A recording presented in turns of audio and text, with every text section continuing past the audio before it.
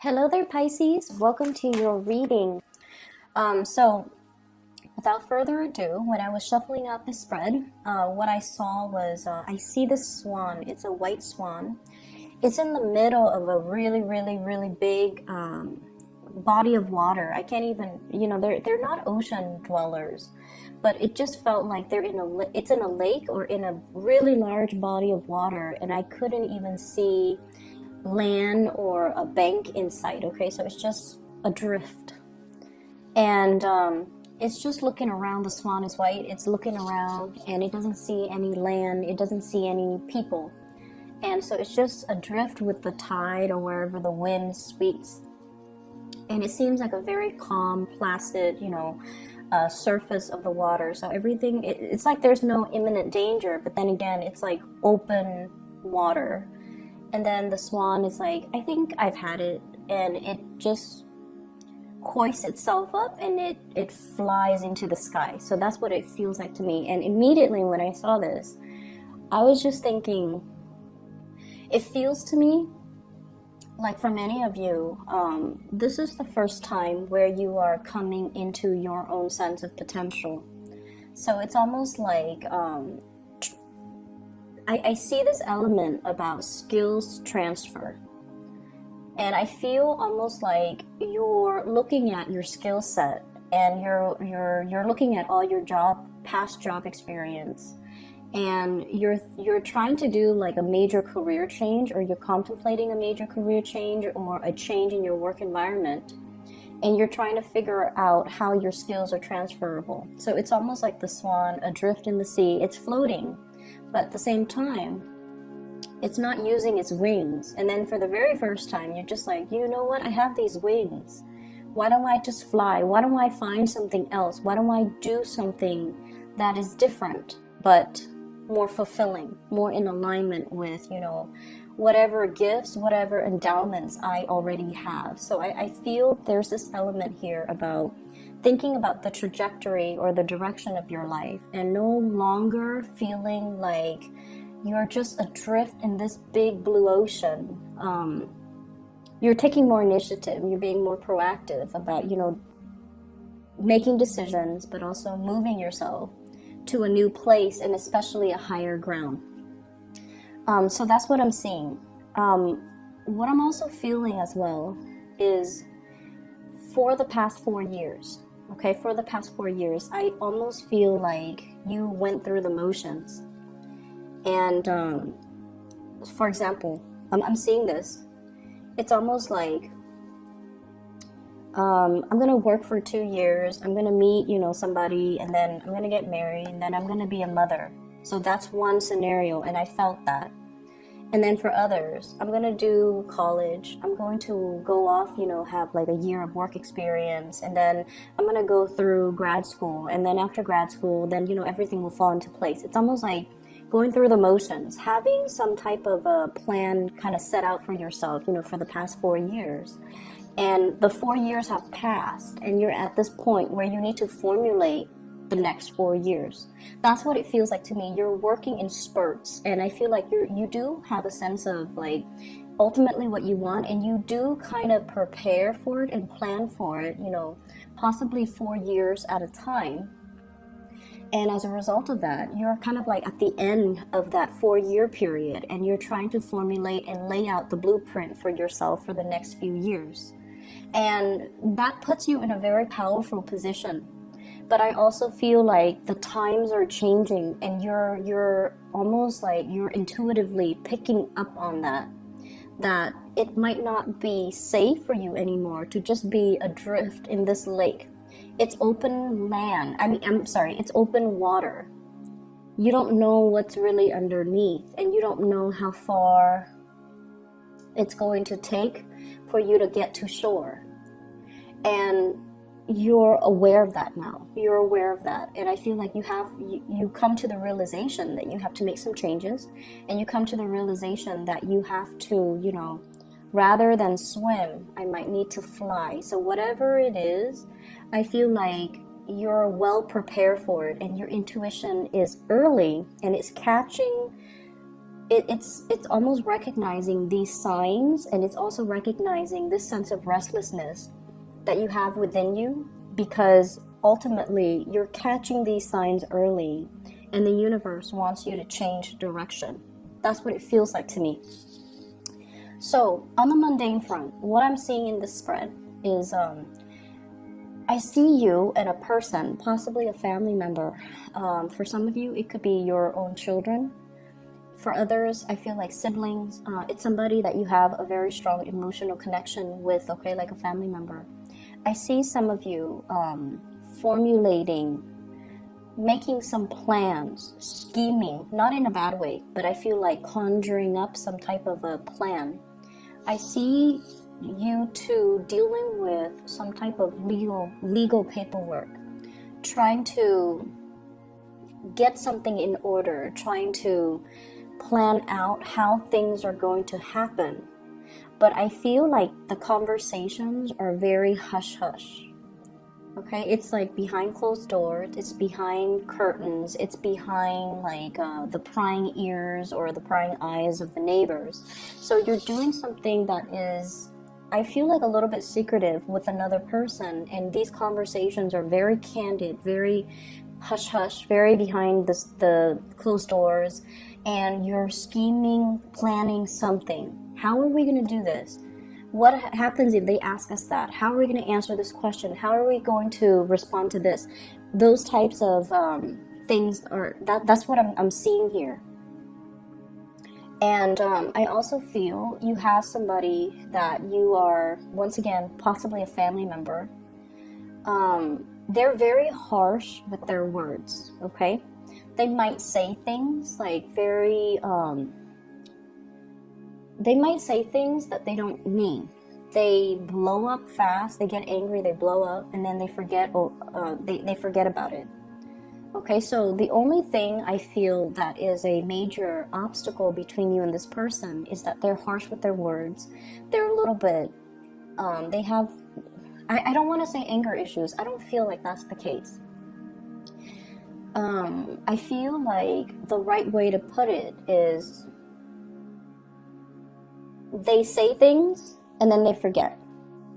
So when they're upset, they get really upset. So it's like, you know, they go from 0 to like 100 on the anger spectrum. But then once they're able to vent, then they're okay. They're a really good person. They have a really good heart. But I feel like a lot of the times, Pisces, you guys are very sensitive. And I feel like you hold a lot of things in. So if somebody is like crossing the line, if somebody says things that are just very indelicate or hurtful, you have to check them on it, okay? You can't just, you know, sit there and sulk in silence and give them the silent treatment. You have to tell them, hey, that was over the line. You said it and it was not nice, or, you know, you should like sugarcoat things, or don't speak to me that way. So what I feel here is you're dealing with someone who's you feel like they're very vulgar, or they're very indelicate, or they're just mean, but they do have a really good heart. And I feel like at the bottom line that I'm seeing is there's a lot of love here. It could be a romantic interest, it could be a family member, but the bottom line is they're very generous towards you. They really care about you. You care about them. There's a lot of love. It's just the communication needs a little bit more work. And I feel like you haven't had much success with this person. I also feel a little bit of fear from your end when you're dealing with this person. Don't be intimidated by other people, okay? And I know that's just, you know, it's easier said than done. We feel what we feel. But don't stay in that feeling space for too long. Take action to rectify a situation. If you feel like somebody's being harsh, you need to let them know. You need to let them know that, you know, I'm not going to tolerate this behavior, or you can't speak to people like that, or, you know, you can't speak to me like that. I don't appreciate it, and here is why. So I feel somebody who's being a little bit insensitive with things they say, and then you kind of recoil, and then you kind of retreat. and they don't know that they did anything wrong, okay? But I feel like this is a really generous person. So that's what I'm sensing here when it comes to your interpersonal relationships. I see people having to, if you have animals like pets and whatever that you have that are animals around you, be careful about not leaving items like stray items out, because I see some pets possibly having to go in for an x-ray because they swallow something, and I feel almost like you have to transport them. So you have to take time off work, you have to deal with the hassle, you also have to deal with the worries and the anxiety that, you know, your pets are like wondering what's wrong with them.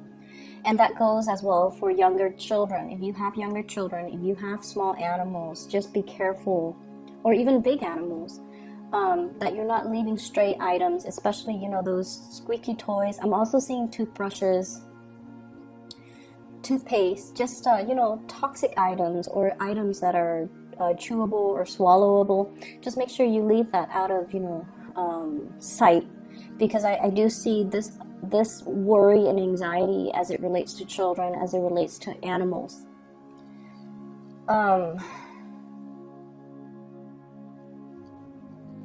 I'm also seeing here,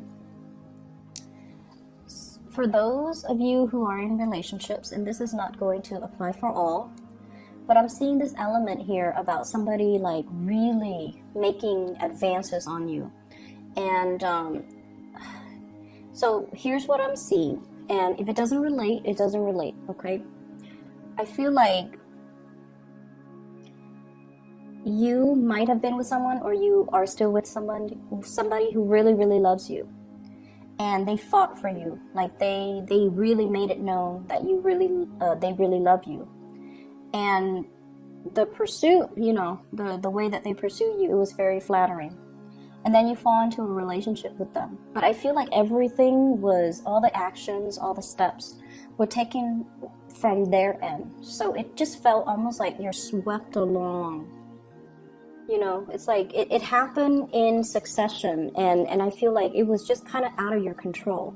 Or you didn't take initiative in the relationship. They were just, you know, through the sheer force of just really wanting you and really loving you, they move things along. And now, I don't know how long it has been that you're in a relationship with this person, but it feels now that you're looking at the situation and you're just like, you know what, I was swept along. I was not really making any,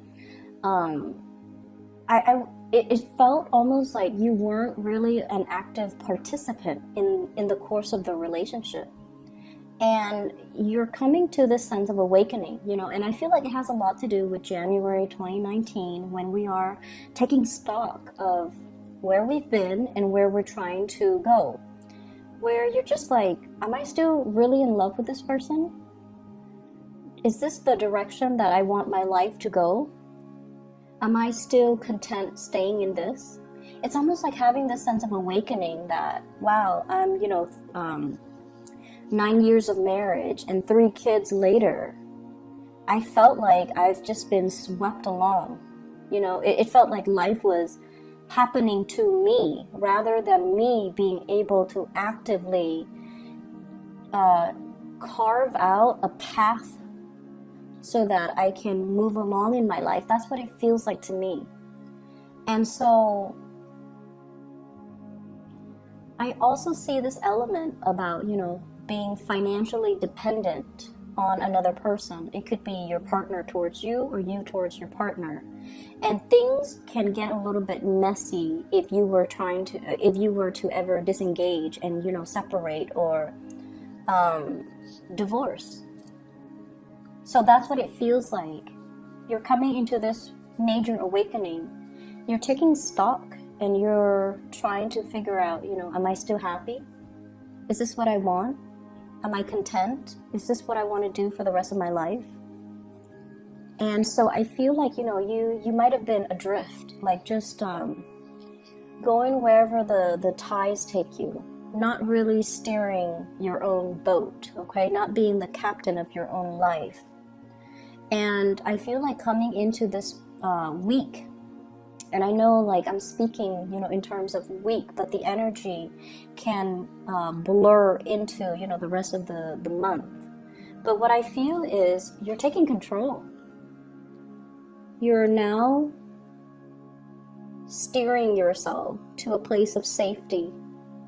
And you're now taking charge of the direction of your life, charting your own path. On the road to discovery, even. For many of you, this can indicate to me travel, movement, moving away from a troublesome situation. And, you know, it's almost like the dawning of a new day. We have here the Ten of Swords, which in this deck, whenever we come to a valley, it's a place where kind of like the heavens break open. There's that, the strands or the beams of light kind of shine on that valley. It's almost like the dawning of a new day. It's a place of safety. It's a place of refuge, and being able to find people and safety and shore and land.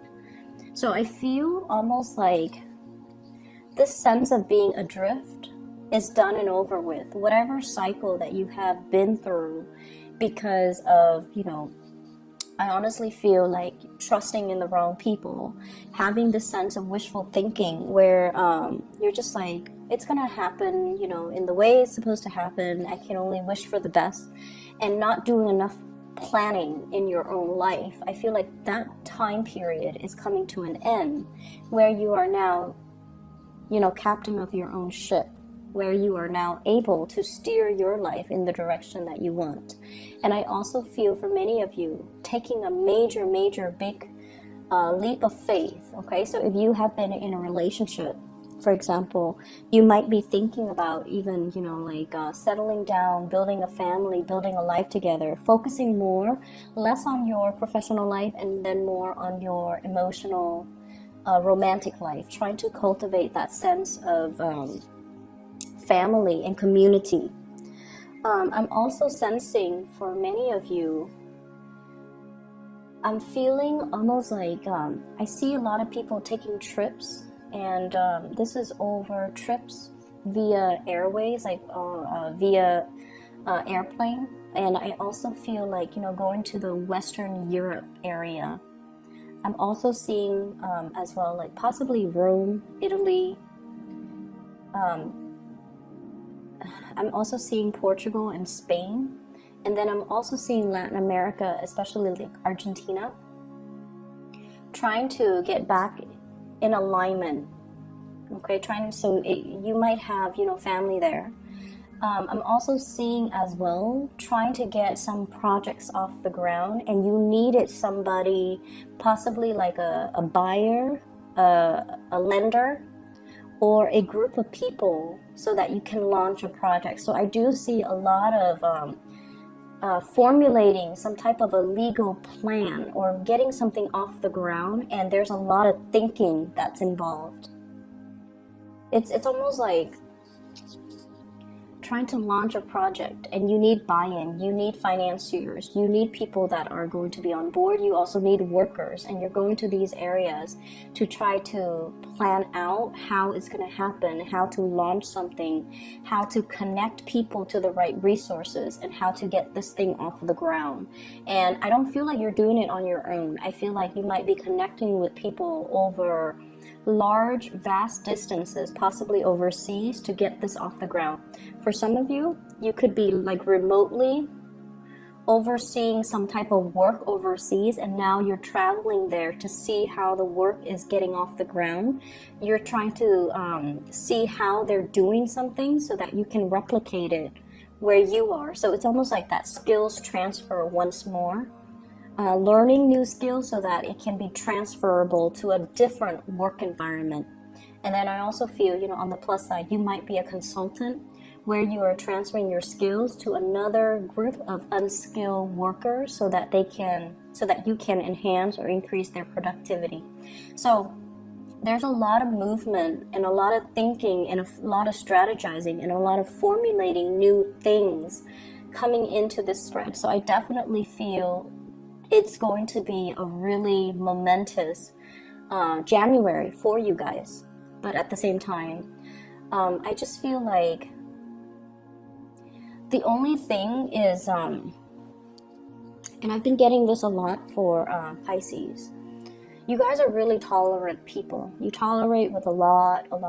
And I feel like a lot of the times, you know, when you don't jive well with somebody, either the way they communicate is a little bit too abrasive, you just kind of avoid them. You just kind of shy away from them. But I also feel like these people have a lot of leadership capabilities and they have a lot of good leadership qualities. And so whenever we feel ourselves in opposition or in conflict with perpetually with a certain types of people, it basically means there's a lesson to be learned there. And maybe the lesson is for you to, you know, speak up, for you not to let other people push your buttons, and for you to not let other people intimidate you, you know?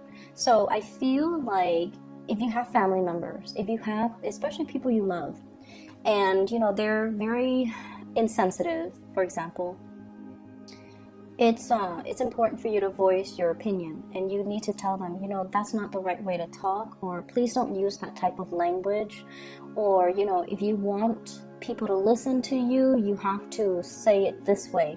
So I feel like you have a lot to offer in terms of allowing people to communicate in a way that is more in alignment with being heard.